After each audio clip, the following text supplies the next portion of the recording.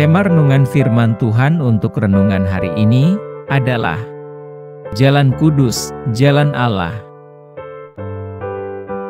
Ayat Alkitab yang kita baca hari ini adalah dari Yesaya 35 ayat 5 sampai ayat 10 yang mencatat sebagai berikut. Pada waktu itu mata orang-orang buta akan dicelikan, dan telinga orang-orang tuli akan dibuka. Pada waktu itu orang lumpuh akan melompat seperti rusa, dan mulut orang bisu akan bersorak-sorai, sebab mata air memancar di padang gurun, dan sungai di padang belantara. Tanah pasir yang hangat akan menjadi kolam, dan tanah kersang menjadi sumber-sumber air. Di tempat serigala berbaring akan tumbuh tebu dan pandan. Di situ akan ada jalan raya, yang akan disebutkan Jalan Kudus. Orang yang tidak tahir tidak akan melintasinya, dan orang-orang pandir tidak akan mengembara di atasnya. Di situ tidak akan ada singa, binatang buas tidak akan menjalaninya, dan tidak akan terdapat di sana.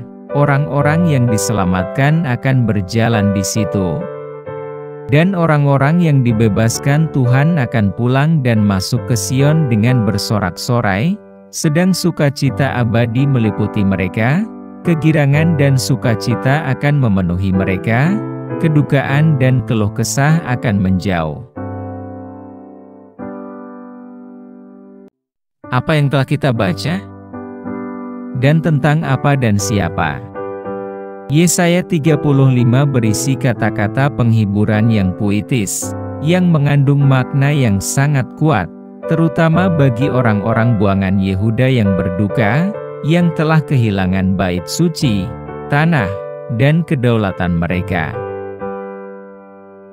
Penderitaan mereka diwujudkan dalam kata-kata, tangan yang lemah lesu, lutut yang goyah, hati yang tawar, mata yang buta, telinga yang tuli, tubuh yang lumpuh, dan mulut yang bisu.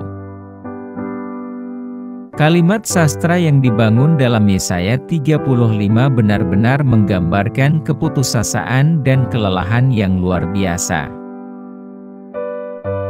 Kapasitas mereka, yang diperlukan untuk bergerak di dunia ini, telah menyusut dan menurun.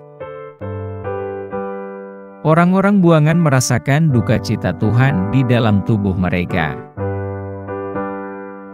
Kondisi mereka membuat mereka tidak bisa move on. Kabar baiknya adalah bahwa Allah Yakub tidak meninggalkan umat Allah dalam keputusasaan mereka. Kesedihan mereka akan berakhir. Tubuh mereka yang sakit akan menemukan kehidupan baru di dalam Tuhan, yang digambarkan sebagai berikut. Orang-orang tebusan Tuhan akan kembali, dan datang ke Sion dengan nyanyian. Sukacita abadi akan berada di atas kepala mereka. Mereka akan memperoleh sukacita dan kegembiraan, dan kesedihan dan keluh kesah akan menjauh. Lidah yang keluh akan digerakkan untuk menyanyikan lagu-lagu kegembiraan dan kebebasan. Sebelumnya, lutut yang lemah akan mampu berjalan sendiri ke Sion. Hati yang ketakutan akan menatap masa depan dengan keyakinan, penuh harapan dan keberanian, dan kesedihan maupun ratapan akan berlalu.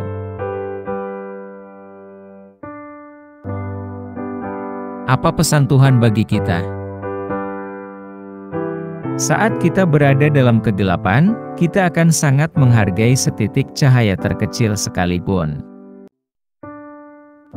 Sinar lilin yang kecil akan memberi harapan yang besar bagi mereka yang berada dalam kegelapan yang paling pekat.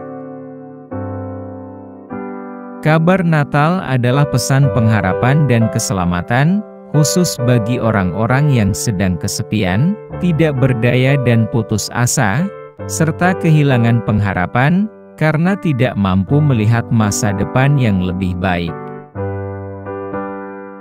Kabar ini digambarkan seperti hujan yang turun di padang gurun yang kering dan padang belantara yang gersang, yang akan membawa keceriaan dan kesegaran. Untuk itu Tuhan sendiri telah datang dalam rupa Yesus Kristus, untuk memberikan pengharapan dan keselamatan kepada kita, dan untuk membawa kita yang mau percaya kepadanya, untuk menjalani hidup ini bersama dengan Yesus, yang adalah jalan, kebenaran dan hidup bagi kita. Nubuatan Nabi Yesaya ini dikutip oleh Yesus ketika ia sedang membaca kitab suci di sinagoga di kota Nazaret, untuk menunjukkan bahwa ia adalah Mesias yang telah menggenapi nubuatan Yesaya. Ayat ini digunakan Yesus untuk menjawab pertanyaan para murid Yohanes Pembaptis yang telah diutus oleh Yohanes selama Yohanes dipenjarakan, untuk menanyakan apakah Yesus adalah Mesias yang dijanjikan Allah melalui nabi-nabi sebelumnya, ataukah mereka harus menantikan yang lain. Baca Matius 11 ayat 2 sampai ayat 6. Yesus menjawab pertanyaan tersebut dengan menyebutkan bahwa banyak tanda yang ditunjukkan oleh nubuatan Yesaya telah dan mulai digenapi olehnya.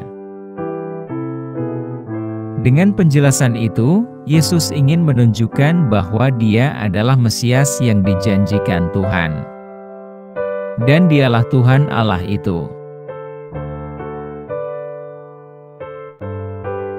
Apa yang harus kita terapkan dalam kehidupan kita?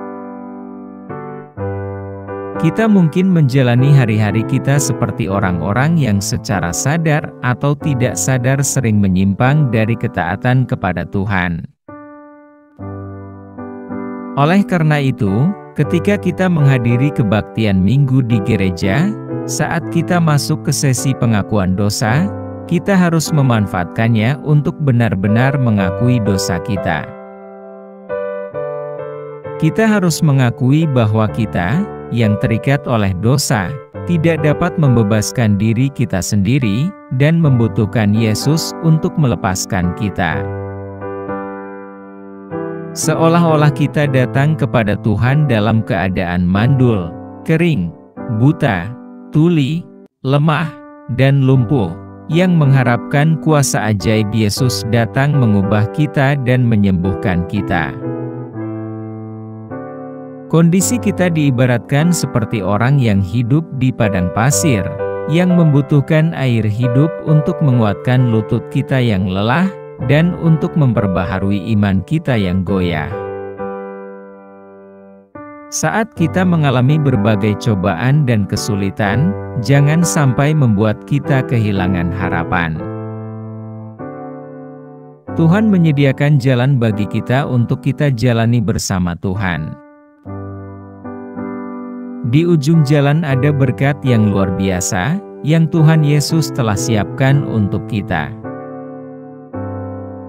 Oleh karena itu kita harus bertanya pada diri sendiri, seperti berikut ini. Apakah kita sudah berada di jalan raya, yang disebut jalan kudus itu? Apakah kita bersemangat untuk berjalan maju? Apakah kita menikmati perjalanan di jalan raya kekudusan itu? Apakah kita mengundang orang lain untuk bergabung dengan kita, berjalan di jalan Tuhan? Doa hari ini. Tuhan Yesus, mohon luruskan jalan hidup kami, agar berkenan kepada Tuhan. Kami ingin menjalani hidup kami dalam pelayanan yang rendah hati kepada Tuhan dan sesama. Kami juga ingin mempercayakan hidup kami dan kehidupan orang-orang yang kami kasihi ke dalam tangan Tuhan, terutama di saat penindasan dan kekecewaan.